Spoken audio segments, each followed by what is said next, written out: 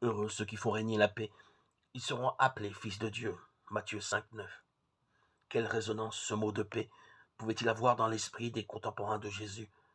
Durant des siècles, leur pays avait servi de champ de bataille aux grands de l'époque, avec toutes les atrocités que cela suppose. Désormais, ils étaient occupés par les Romains, privés de certaines libertés, atteints surtout dans leur amour-propre. Le peuple élu n'était pas et n'avait jamais été l'objet du respect universel dont ils estimaient avoir le droit. Et la conception temporelle du messianisme allait son chemin.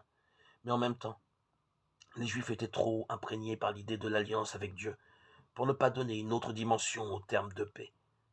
La paix d'un cœur justifié, la paix d'un peuple choisi par Dieu. Ces deux plans devaient se mêler assez intimement, et il n'est pas sûr qu'on pouvait les distinguer l'un de l'autre.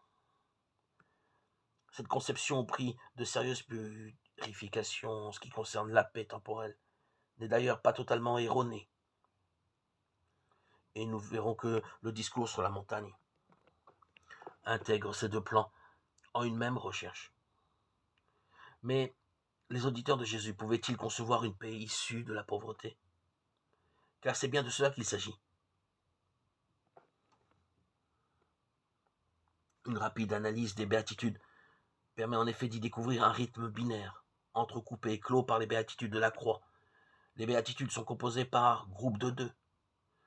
Le premier groupe, dans Matthieu 5, 3 et 4, sont ceux qui ont un cœur de pauvre, sont doux avec les autres, ils ne défendent pas leurs biens, ils sont toute ouverture.